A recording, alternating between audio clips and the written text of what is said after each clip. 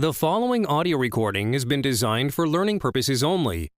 Do not share, distribute, or provide any type of copies, or this audio lesson will not be made available to you. Good luck with today's lesson. We're on that slide.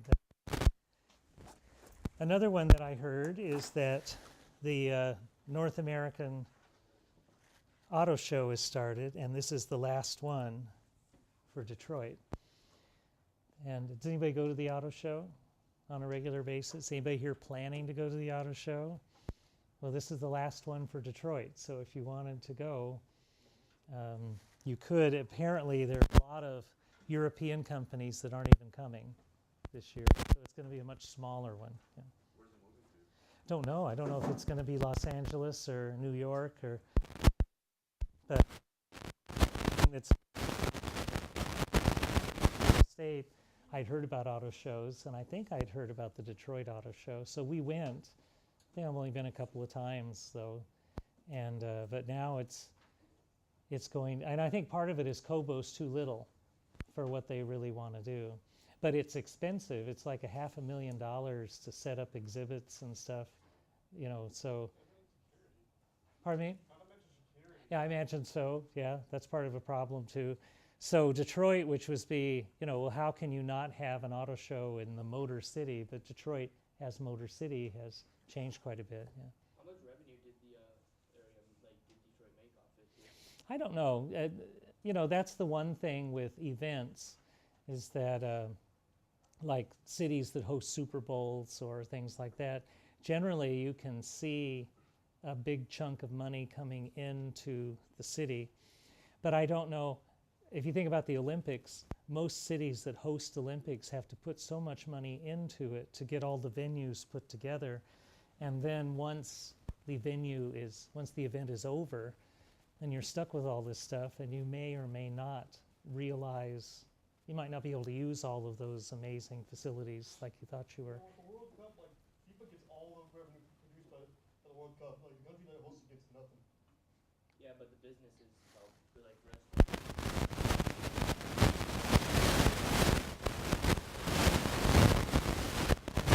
For example, Yellowstone, for the neighboring communities around it, brings in quite a bit of money. People are really counting on that income to come in. But so I don't know what all of the reasons are for it going out, but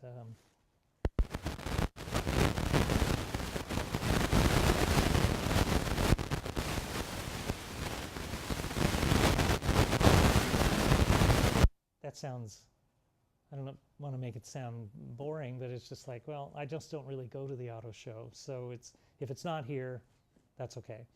But there's other events, like if the Tigers or the Lions or the Pistons moved to a different city, for example, sometimes that can have a huge impact because you have a lot of fans and the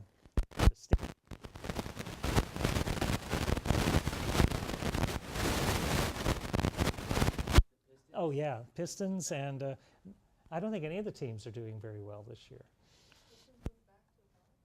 No, I'm to Detroit. Oh yeah, that. I thought you said they're doing bad, which they are doing bad, but they are moving bad, yes. Right. Out of the playoffs. We got the blockade. Has there ever been a year, do you know, where all three major teams won? That mean like a pennant or a title or anything? All three at the same year? The Lions haven't won anything in a long time. So, They're not a good team, but they're our team. yeah, I agree.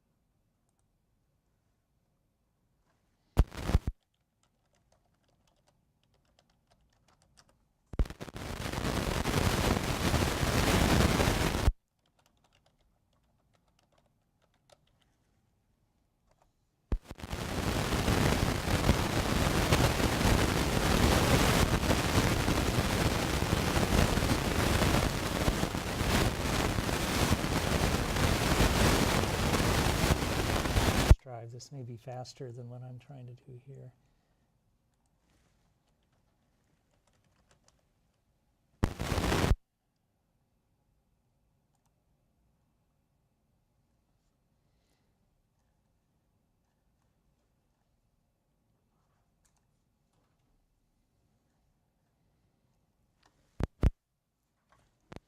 Okay, actually, before we go to French, I think we'll start with Indians, Native Americans. So,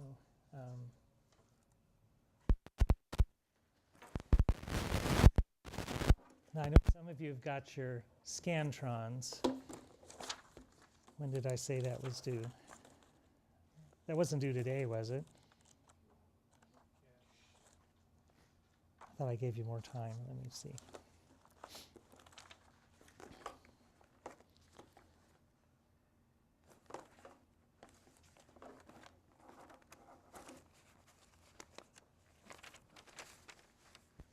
I'm sorry, who's got a syllabus hand? Okay, what does it say for today?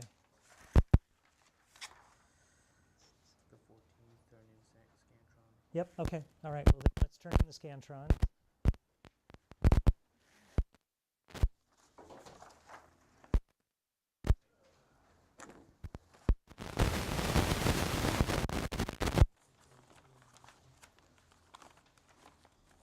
Here's my syllabus. Oh, there's no syllabus. Yeah, you can turn that in. That's fine. Thank you.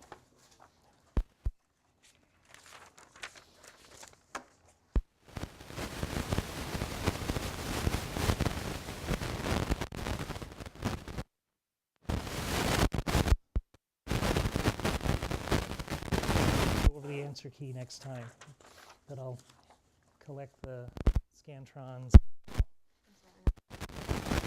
Then we'll go ahead and the. What you need to do is you want to do it on. You want to turn in a Scantron. Do you have a Scantron? All right. So that's okay. We'll collect these at the end then. All right. All right. How many people still need to fill out their Scantrons? Okay. We'll give you some time before the end of the class, then you can turn it. So that's how this, when it says it's due, that means you've done the Scantron. Okay, you've got that. But you're going to hang on to this, and then we'll go over the answers in class, and then you keep this. Okay, but you turn in the Scantron. That's what the grading is based on. I used to do this where people would all do their quiz. And then I'd say, okay, we'll go over the answers. And then everybody got 100%, because if they had a wrong answer, they just change it. And then, so now you turn in your Scantron. That's why I'm doing it that way, okay? So let's talk about Native Americans, Michigan.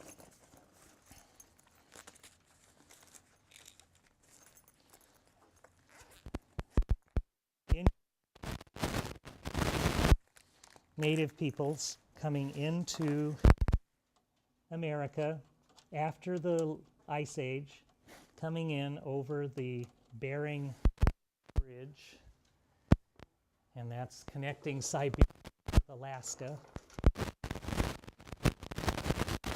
It wasn't just one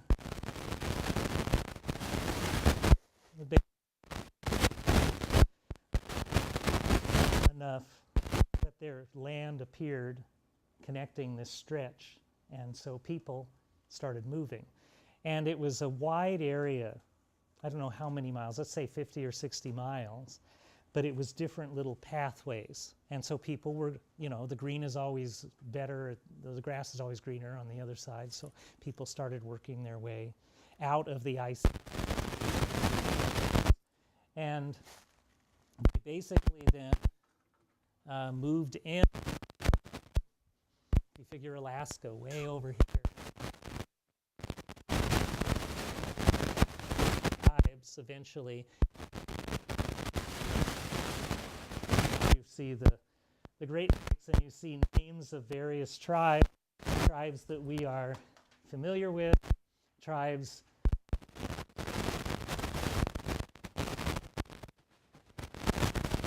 Miami, Potawatomi, some of these we mentioned before, Potawatomi.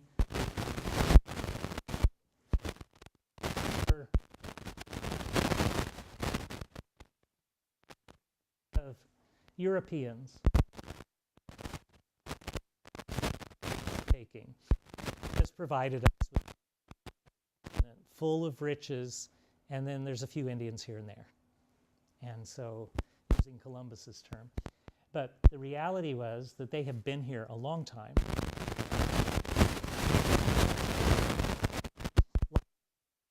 Some of them were engaged in agriculture of some type, and so it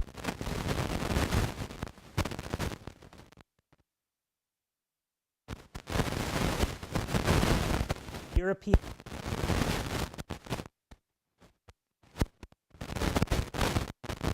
Americans, or 10% of the total Indian population of Mexico lived in the people. Come, why? Here. All right, what about the water? Yeah, so you can fish. You've got a more temperate climate. So we're not talking desert Southwest. We're not talking icy tundra. We're not talking super hot, swampy areas. This wouldn't be a bad place to live then.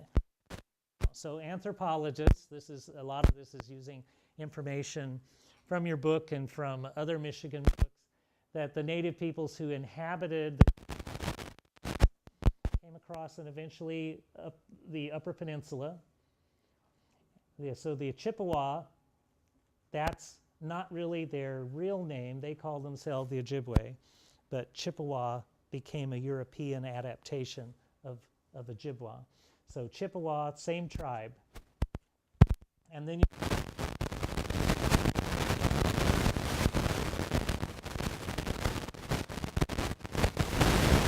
came up into western lower Michigan here. The Miami, who were here then, were the Potawatomi sort of drove them out, too much competition, so the Miami come over this way, and there, Indiana, here's Illinois, and the Miami ended up going towards Lake Erie and into Ohio. And then you see the Ojibwa came down, and they run into the Huron, who's real.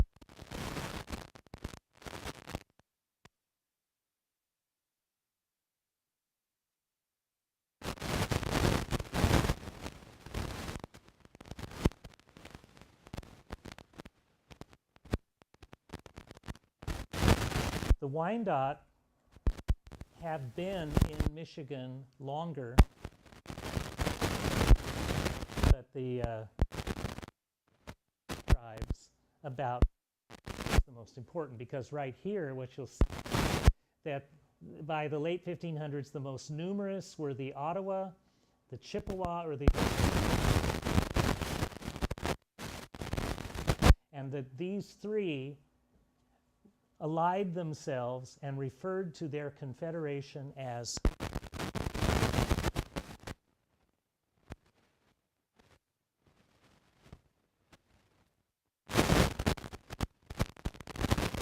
because they've been here longer. But the Potawatomi don't necessarily agree with that claim.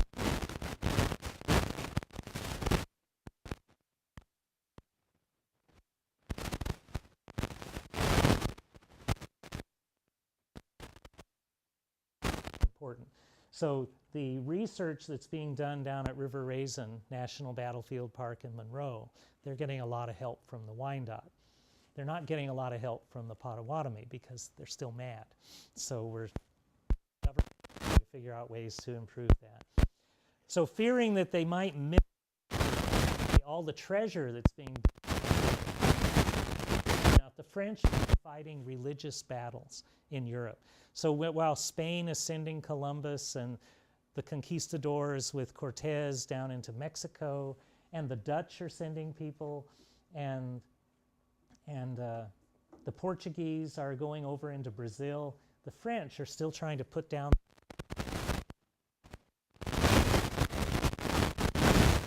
And so the French Here's Champlain.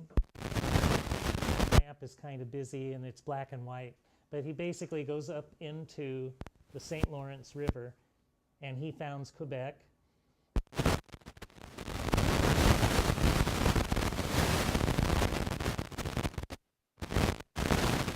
The ocean.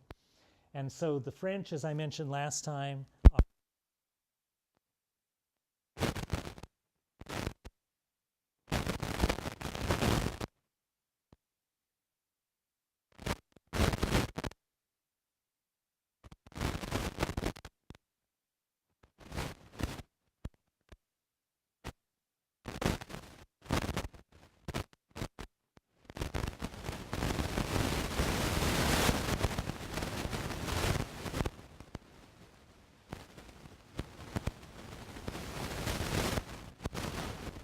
yeah, to give,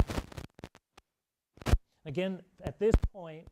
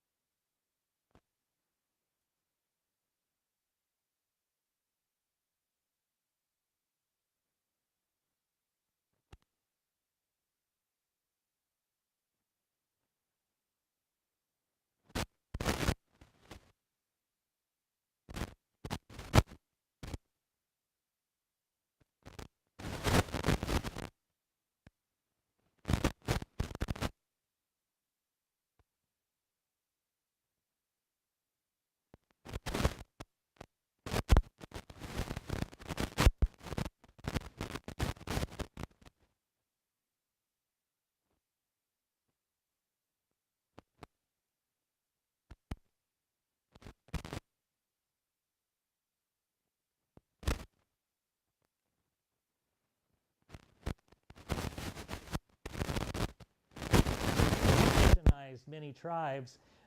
Tribes in Michigan did not.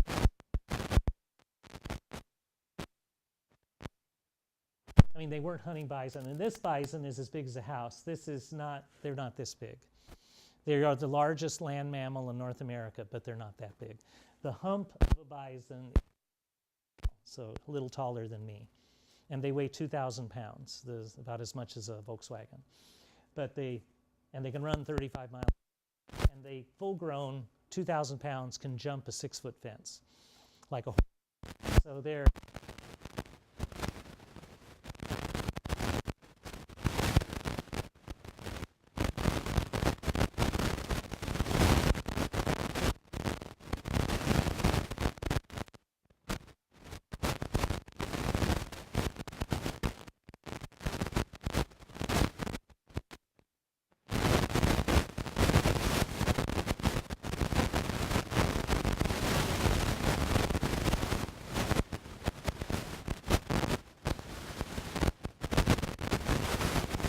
a bull bison, and he grazes, and they eat really, really fast. I mean, you'll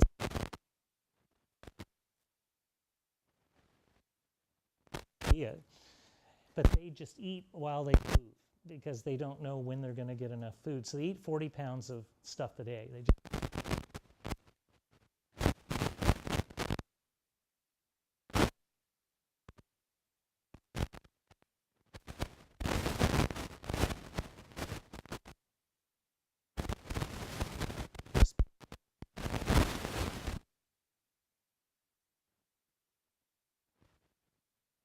maybe I should get up.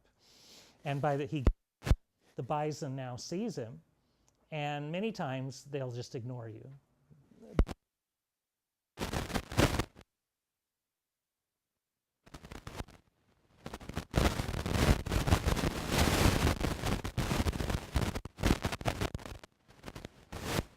Threw him up in the air about. He just put his head under his rear end and threw him. And the bison trampled.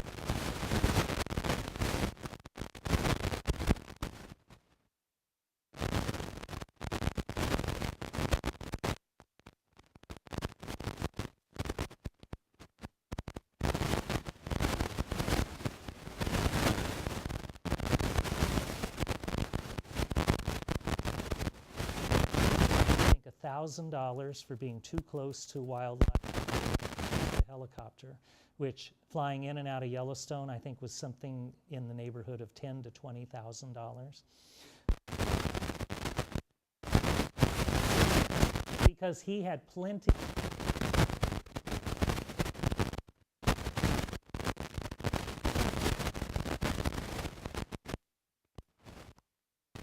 A visitor, I can't remember your name. Cameron. Okay, so if you're a visitor, I'm a bison. Let's say, let's flip it around. I'm the bison, you're the elk, you're the animal. There are developed areas.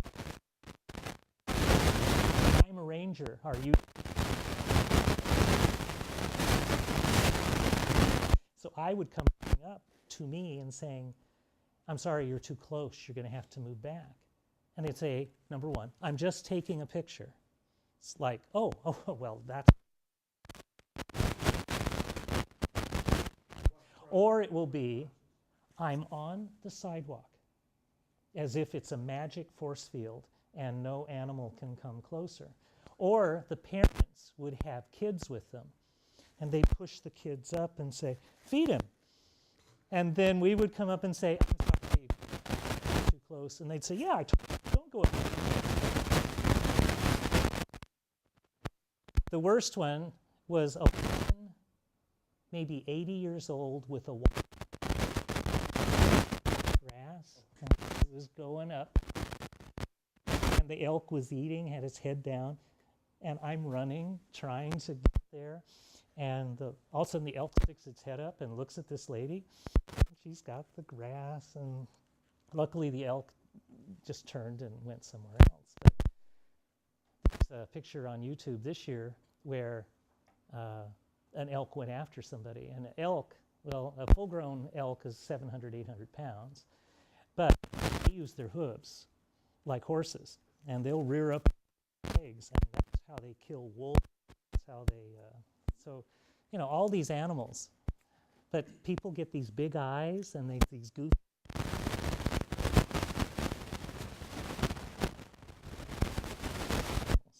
Well, furthest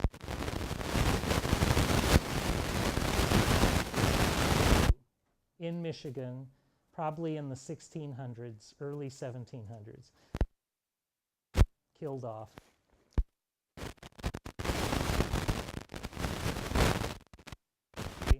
No bison.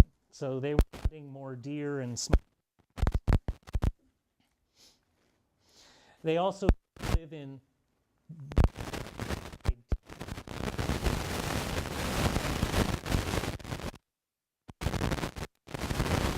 like smaller things called wickiups or wigwams. You'll see wickiup is spelled up here, and wigwam, but basically you put up a frame like a bunch of poles, like a teepee, but you cover it with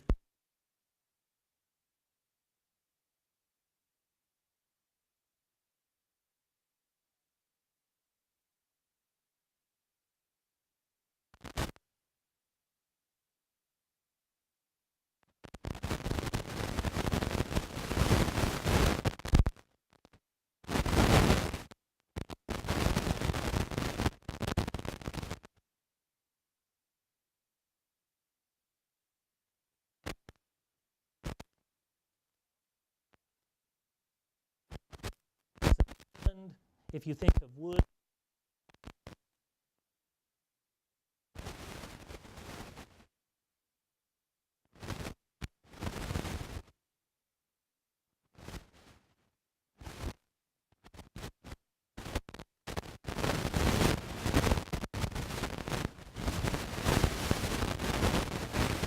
Long houses looking straight down.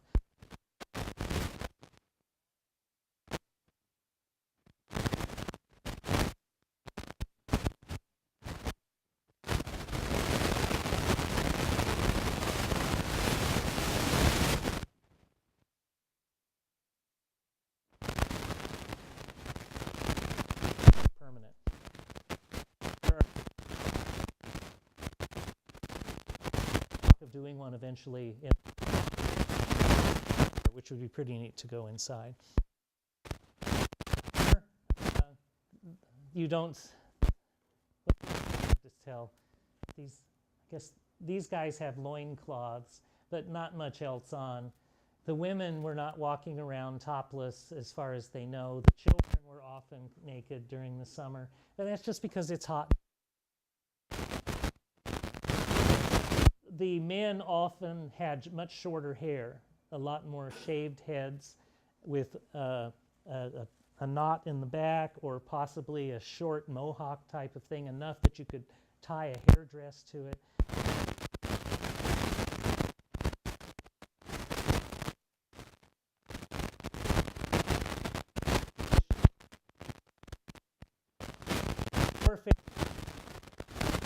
And as I mentioned before too, long before Europeans arrived, natives were fighting each other. You think of sibling rivalry, you think of relatives you can't stand, you think of neighbors you can't stand. That is no fighting over horses, fighting over territory, fighting over trading rights. I showed you this picture before. This is the one with Champlain and his two associates helping the Huron win a battle against the Mohawk. Champlain, the reason you want to remember him is just like Sir Walter Raleigh is important because he founded Jamestown, the first permanent English settlement. Champlain founded Quebec, which was the first permanent French settlement in the New World. And there's a Lake Champlain and Champagne, but Champlain. And I showed you this before, and I mentioned how the Iroquois, because of Champlain, always sided with whoever was fighting the French. So the Iroquois always sided with the Americans, and the Huron always seemed to side with the French. This is an engraving, and it's showing Detroit being built, Fort Detroit. It's an engraving of that. You see a French flag, and then they're building log structures. The French came in, and they established New France, I guess is how they would describe it, but New France is what we think of. When the New Spain. When the Dutch came, it was New York is the British name for New Amsterdam. Yeah, so when the British took it over, they renamed it. But it's just when you go somewhere new and you leave something left a home behind, often people would name it after the places they've been before. Names of rivers. So here in Michigan, you've got New Baltimore. There's probably some other new something or others. New York, like you mentioned, New Jersey. There's Jersey in England, and there's New Jersey here. There's York in England, and there's New York here. And so that is, instead of just coming up with all brand new names, many times they use old names. Now, Detroit is a French name. It means the strait, and we talked about that the first day. Detroit is built on. And and then you take words like Milwaukee and Mississippi, and there's other names that were Indian names that were adopted, and they just used the same Indian names that have been around. But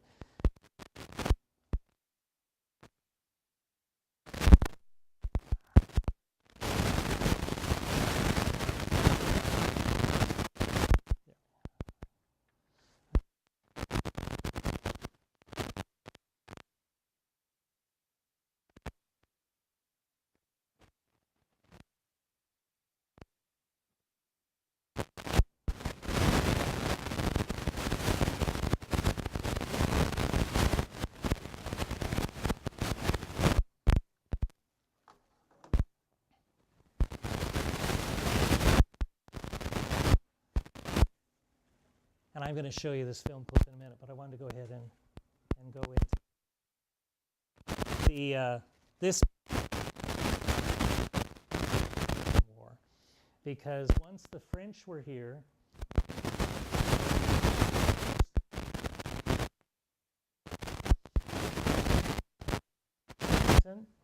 George Washington is a young man, and you'll see he's dressed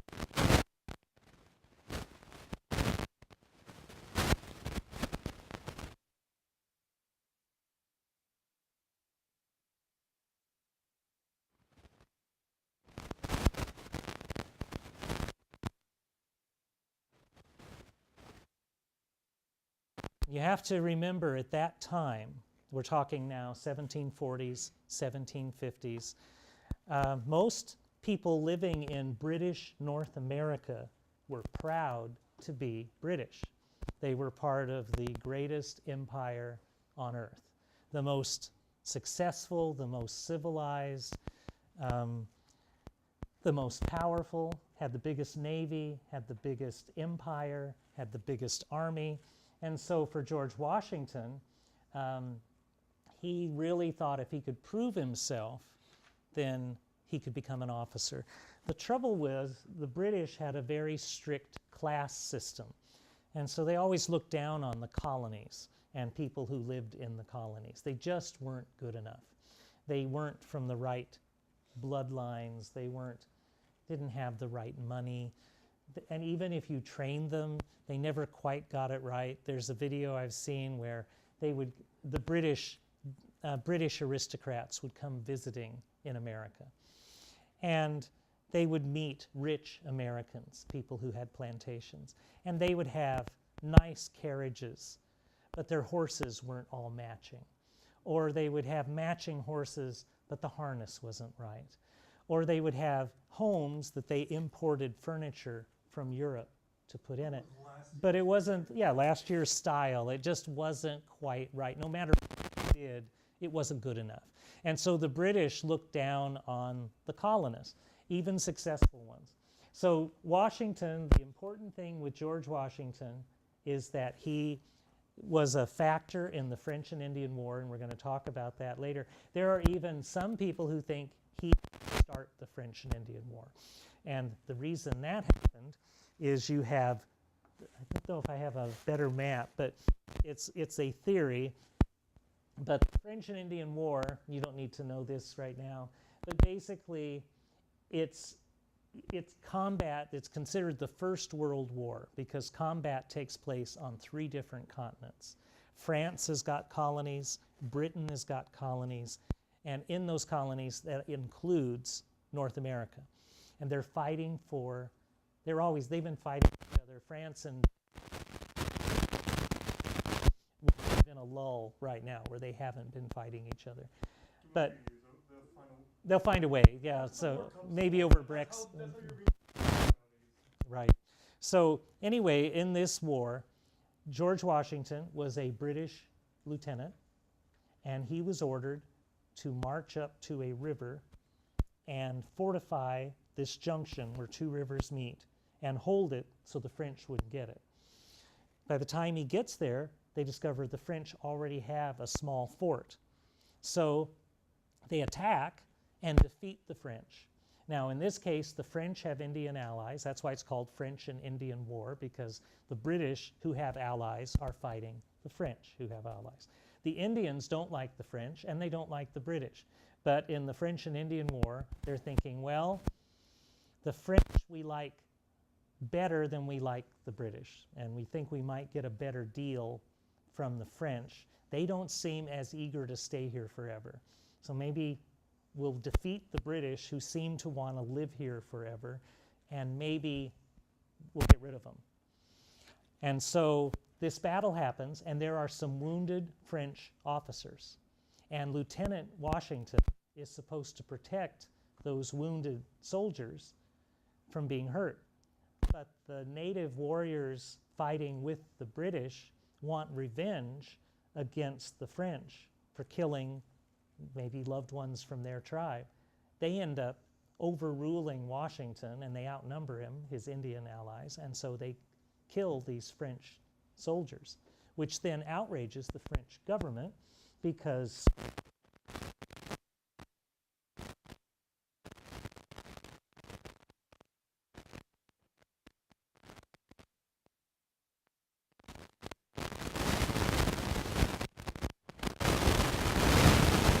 necessarily have all that as much control.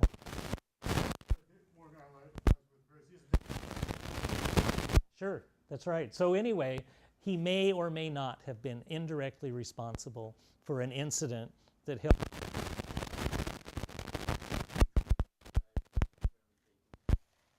were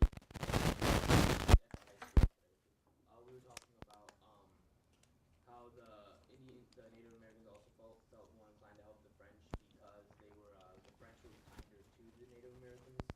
not obviously buddies.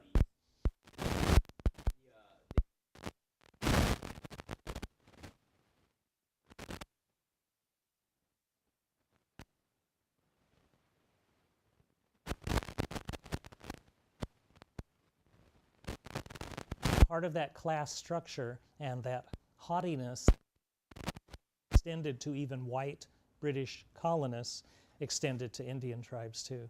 The other thing that happened was the French put off permanent settlements for quite a while. They focused on getting rich off of gold and silver and the fur trade. And so there was a lot fewer settlements. And one thing I'd like you to write down is the French and Indian War, which is basically 1755 to 1763. That's the French and Indian War. What I want you to write down is, first of all, 50,000, and that's how many European French there were in North America at the time the war started. So when you consider that some of the large cities at that time might have had 3,000 residents, 1,000, but at the time of, by comparison, British New England, this is New France, so it's French, and we're talking Europeans, so these are people who came over from France.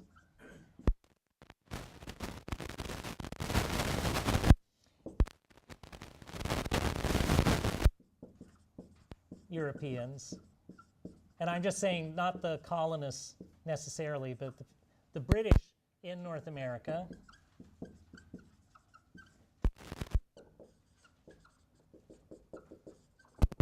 1.5 million. So you can see the difference. When it came time to fighting a war, the British had sent over more families, more people who were putting down roots, building houses, setting up towns, and were here to stay. So by the time the French said, oh, the British are really our colony in France, we need to do something about it, it was already too late because the British had outsettled them. And so because of this, the British, with bigger numbers, were displacing more native people. And so because of that, the French often had better relations with the natives. Do you have something, Tyler? Yeah, just sort of somewhat like that is, a good way to summarize it is the British treated Native Americans like they were already subjects. The French treated them like they were business partners. In many ways, that's true. Now, it wasn't universal. There were some British traders, traders, who were very good with their allies. But on the whole, the British in general had a much different attitude. This is an engraving of Detroit. So here you see the river, and the city of Detroit with the stockade around it was not right down on the river, but was up on a bluff. And today, if you go downtown, like if you go to Cobo, and you drive around, the Fort Detroit was up on a bluff, and you can drive kind of from the river, you kind of head north, and the street actually goes up. It's like Larned and Congress, and that's where Detroit was, but it was away from where the river was. And so they were up on a high point where they could overlook the river. They had cannon, so if a boat was down on the river, they could shoot at it. Captain, who was a French aristocrat, is the man who laid out the site for Detroit. And on our timeline, if we're looking at something, again with Columbus, 1492, and if you've got Cortez at 1517 defeating the Aztecs, and if you have Jamestown at 1607, and you have Quebec at 1608, then here's Detroit, 1701. So fairly early, but that's when they had a pretty big settlement on the Detroit River. And Detroit was selected because the river at this point is deep. It connects lakes. It's, you've got Claire, and then eventually down to Lake Erie. And so it has access to furs, it had access to timber. So this was a very strategic location, and it would become strategic after the British, and then after the British were gone, for the Americans. So that's a reason why it was there. So this shows you European settlement in North America before the French and Indian War. Now this will be on the, I'll put this on the website. I have the website probably up and running a little later today. But here's North America, here's the Bering Strait, here's where native people started migrating after the last ice age, which ended about 14,000 years ago, and they came in and then they just started spreading out. Here's the Great Lakes. So in this particular map, it's all British. Up here, parts of Canada, but this is all French. And so you see how much territory the French claimed. The French were the first to navigate the Mississippi, first to discover it, and the first to go all the way down to the Gulf. They built New Orleans. They had lots of this land. They were claiming most of the Ohio River, the Missouri River, all the way up just right to the edge of the Rocky Mountains here. So New France was a huge chunk of land. The green here, here's Florida over to the bottom of Mississippi, Alabama to Louisiana, Cuba, Santo Domingo, and then South America, Central America, Mexico, Baja, Texas, Arizona, New Mexico, California. This was Spain. And then up here in purple, Russia. Native people coming across, but Russians. So Sitka in Alaska, right down to northern California, this was Russia. And so they were doing the because this is further south than Russia. All of Russia is above the Canadian border with us. So it's cold. They have long winters. So if you could get a nice agricultural area down on the west,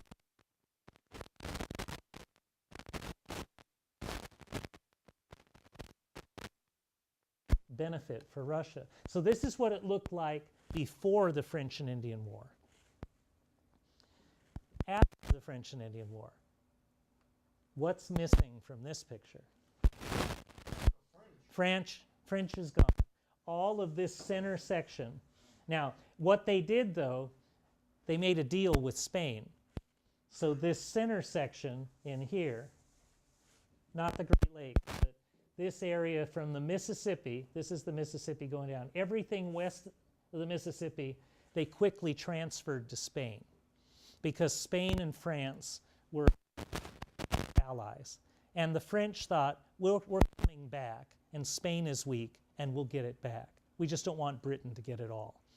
So that's why you see Spain has suddenly gotten big. But the British now took control of all of this section of Canada, and they took control of the Great Lakes. And they took control of the Ohio River Valley, and eventually the British took control of Florida. So that's why we're speaking English and not French. Had the French won the war, then that might have gone backwards. The French might have kicked the British out, or the British would have just maintained this sliver of land, and we would be speaking French if you were born and raised here, yeah. Why does a lot of Canada still speak a lot of French? Well, partially, the British did not capture all of this. And not only that, even in Canada today, if you look at Quebec and a lot of areas around here, there were lots of French people who stayed in Canada and wanted to hang on to their culture. And like other countries, maybe even, the United States has tried to become more diverse, but the idea of having two official languages. See, in Canada, signs are in French and are in English. And here, English is the official language. Now, that doesn't mean people can't speak other languages, but you're not seeing official government documents in Spanish and and English, or Arabic and English, Chinese and English. So people are supposed to learn English in order to function in a country. And it's not just us. If you move to Germany, if you become a citizen of France, you have to learn French or German. That's part of the deal. Lots of English, but whatever that language is in that country. Now, in 20 years, whites will no longer be the majority in the United States. That's the demographic projections, that probably Hispanics will outnumber. That's the fastest growing ethnic group, or Spanish. And so that could all change in the future. Maybe we'll be like right now, the universal language for business, airline pilots have to speak English. And so there's a lot of things that happen in English. Revolutionary War, it was France that was the center of civilization. So all educated people spoke French. Thomas Jefferson learned. People sent their children to Europe to go to school to learn how to be French because they were considered the most educated, the smartest people. So over in Latin, and you want everything Roman because they that. Before that, it were the Greeks. If you wanted to really be educated, you learned Greek. Let's have to see what happens. But in this time period, the British took control of lots of this land, but did not eliminate all French culture. And even here, you'll see lots of French names. For example, there's lots of names that are around, and so the French influence here, and the French to have some influence here. So we'll get to this. We'll talk more about the French. After the French and Indian War, just to show you, French and Indian War was, they got this. Here's North America. Here's Florida, which still belongs to Spain. Here's Georgia, South Carolina, North Carolina, Virginia, which includes what's now West Virginia. Kentucky's over here. All of this is Indian territory. And it was during the French and Indian War, too. And here's the Appalachian Mountains, right here. And they kind of stretch all the way up to Maine, and they go down. The problem the British had was lots of natives on this side of the Appalachians, and the French kicked out, and now here's all this land. The British are saying,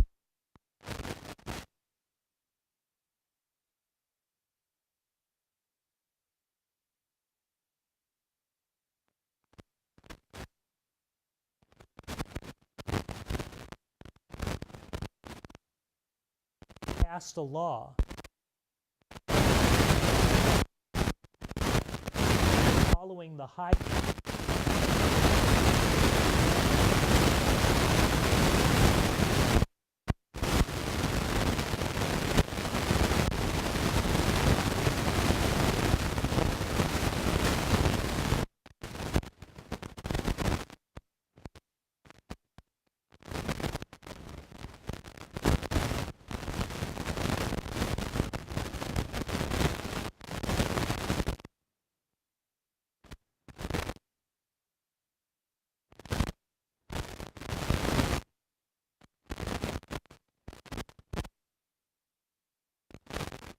if you had a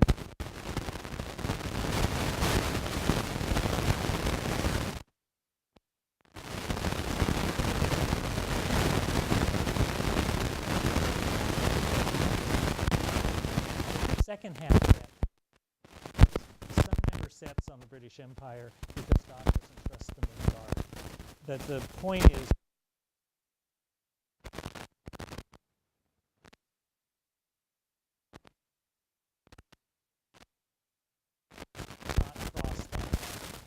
and it was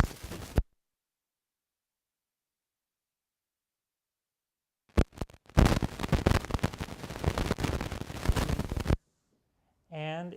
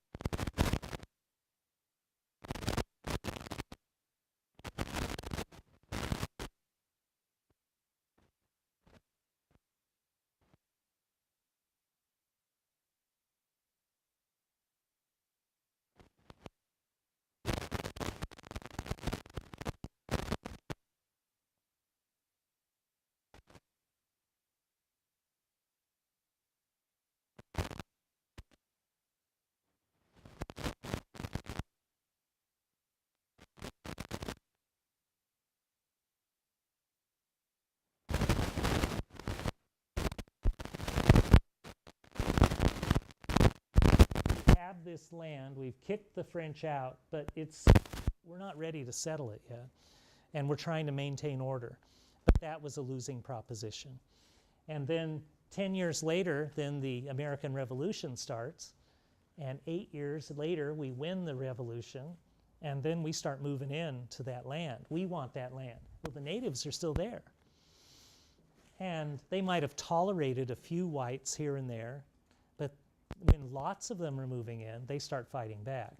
And you see that with the War of 1812. That's the last gasp to try and keep the whites. In this case, it's the Americans, but the British are now it's the British who are saying, side with us, we don't want your land. It's those Americans who want your land, and we'll be talking more about that with the War of 1812.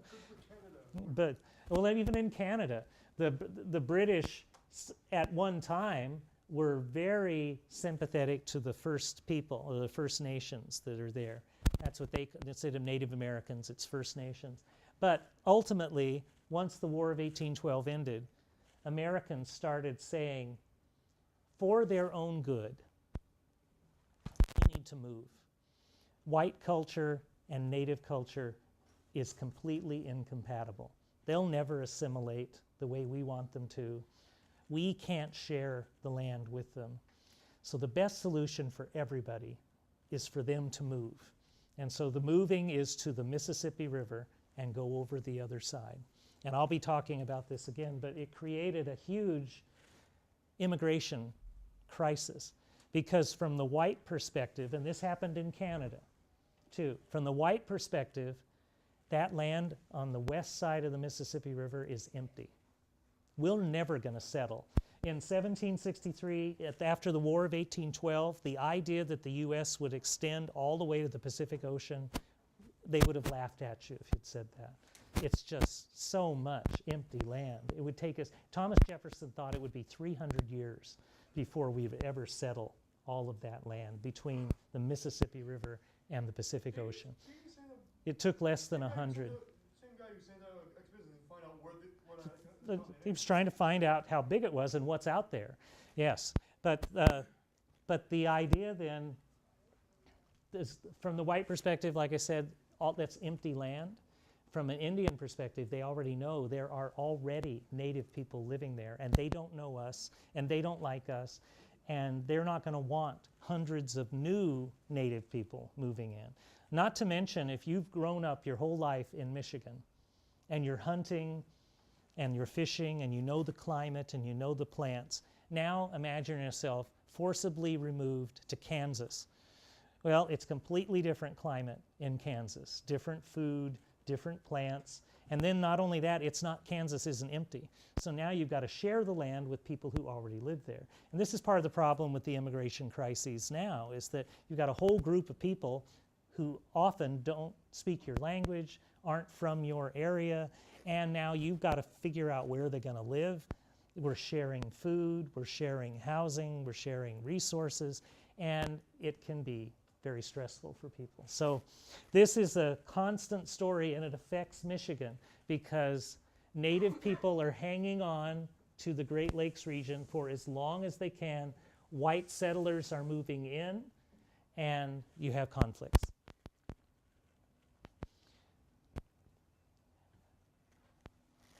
Now the British, after the during the War of 1812, they established forts. All these little boxes are forts, and I apologize for the picture because it's really hard to see. But in Michigan, Fort Michilimackinac, this is on the mainland. This is not Mackinac Island, but it's on the mainland in Mackinac City. So this is an important trading post on the upper part of Lake Michigan. Fort St. Joseph was down on the St. Joseph River. This was an important trading post. Fort Detroit over here. And then there's lots in Illinois and Indiana and Ohio and Pennsylvania and up in New York State. So the British had numbers of forts. This is mainly during the fur trade. So this is when the French are gone, the British are coming in and keeping the fur trade going because they're making lots of money on the fur trade. After the French left, Pontiac, who is a Ottawa warrior, wants the French to come back. And so he organizes a number of attacks. And the way they would make it work is, you had talked about, or who was talking about the French were allowed in the forts, but okay. So here, what they would do is Pontiac had this deal where they had this game, kind of a ball game, that they would play, and they would play it outside the fort walls. And so soldiers are watching, and native people are watching. And so people are gathered around, kind of like a soccer game, not quite the rugby version, but anyway, you've got people playing a ball game and people are watching. So the warriors basically are dressed like this, maybe loincloths, maybe some pants, and probably not a shirt or something, but there's lots of people standing around, especially women wearing blankets. They're all just kind of standing around. The ball gets kicked back and forth, and oh, here's a goal, or whatever they call it, and then they come back. And then all of a sudden, the ball gets kicked into the fort. And so everybody runs into the fort so they can get the ball. The British soldiers aren't paying attention. Underneath the blankets are weapons. Out come the weapons. The British massacre the soldiers and take over the fort. They captured Fort Michilimackinac that way. They captured a couple of others that way. And Pontiac's goal was, we will capture all the British forts in the Great Lakes region, and then the French will come back. And then they can have it, and we can have a better relationship with the French. This is what he was thinking right after the French and Indian War. In his mind, we just get rid of the British and the French will come back. What he didn't realize is politically the French were done here. The colony was a failure, too much money. We're not going to spend any more money here. We're gone. The French had sailed away. Now, there were lots of French settlers who couldn't afford to go back to France, or they chose not to go. So they're just going to live in the same place they've always lived. It's just no longer New France anymore. Now it's part of England. But Pontiac then was going to do the same trick at Detroit. And there's no mass communication. People in Detroit don't really know what's happened up at Mackinac. But somehow word gets out, and supposedly the British commander had an Indian girlfriend who heard what is going to happen from someone who knew Pontiac. And so she tipped off the captain. That's one story. We don't know for sure. Anyway, so the Pontiac and his men are all playing the ball game. People are wandering around. Now they're suddenly noticing all the British soldiers are on guard. They have not opened the gate, and everybody's watching. And so what Pontiac does instead is he lays siege to Detroit. And this is a painting by Frederick Remington. Detroit had this really massive wooden wall around it. It had blockhouses on the corners. And so the Indians are shooting arrows and stuff over. But on the other side of this fort is the river. So Fort Detroit can get resupplied anytime it wants by boats. And so Pontiac's siege of Detroit fails. And when it fails, then his whole rebellion kind of falls apart, and he's not able to get the French to come back. But Pontiac was an actual leader, and then of course General Motors created a line of cars named after him.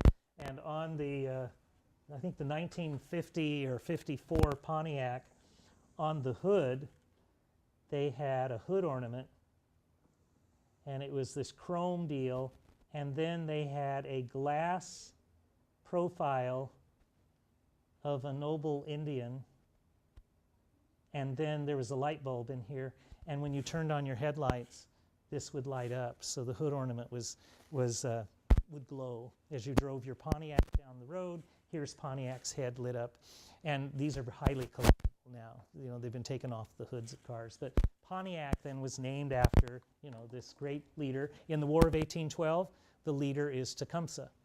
And Tecumseh is a Shawnee, originally from Indiana, Illinois area. Same thing, powerful leader, very charismatic. In his case, he wants to defeat the Americans so they don't take all of the native land. And ultimately, he's killed in the effort. He sides with the British, but they're unable to defeat the Americans. One leftover thing from the French is they came up with a land system called ribbon farms. Here is Lake St. Clair, and here is the St. Clair River. And tell me again, is this Detroit, hooking St. Clair? Yeah, okay, Detroit River.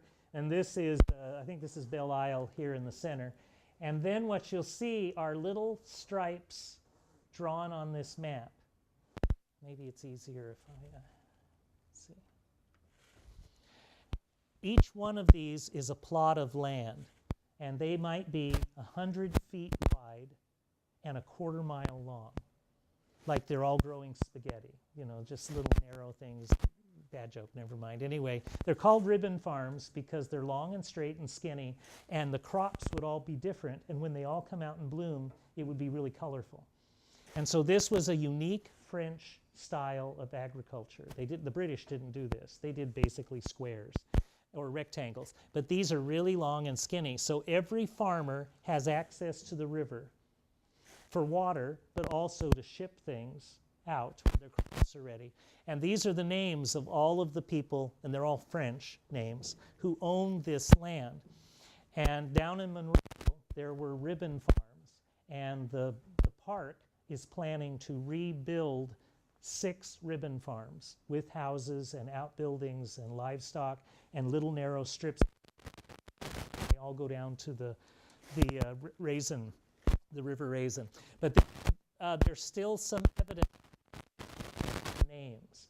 And you'll see people's names, whether they're in sports or business. Once in a while you'll see French names, still in Michigan, left over from that French occupation.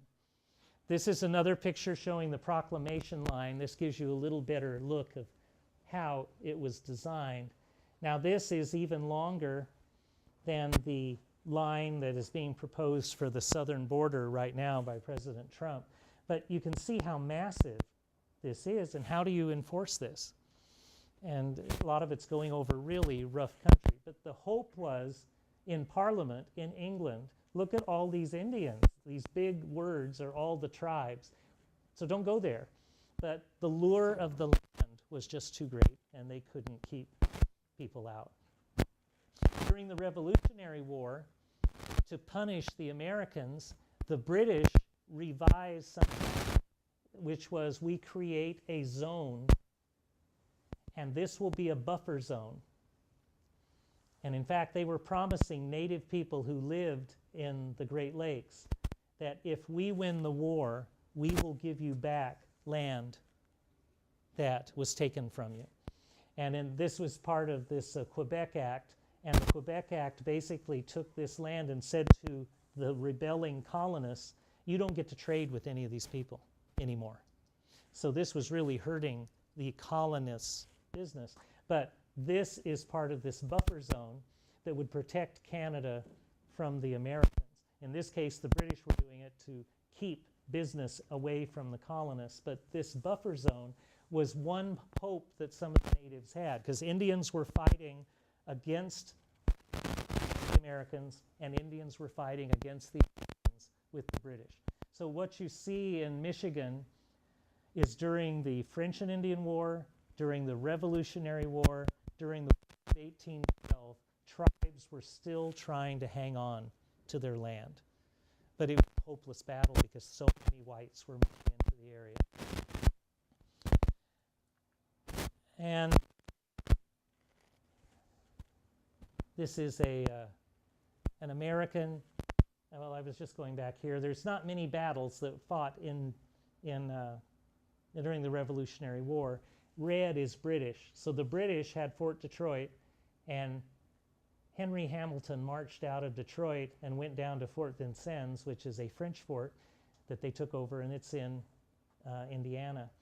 And American George Rogers Clark came around and attacked and captured. Hamilton was particularly a British commander. He was the governor of the territory, but he was called Hair Buyer because during the Revolutionary War, he would pay natives a bounty for every American scalp they brought in, men, women, or children. And there were a lot of Americans living on the frontier because they'd crossed that demarcation line, and they were out living in the middle of nowhere, like your friends. And so then raiding parties would come in, And then how do you tell, is this American blonde hair or is this British blonde hair? And so what was happening, it was indiscriminate. And so then the Americans were outraged because the natives would just take anybody they could find. And so finally, George Rogers Clark, who's brother of Lewis and Clark expedition, captures the hair buyer and ends the hair buying.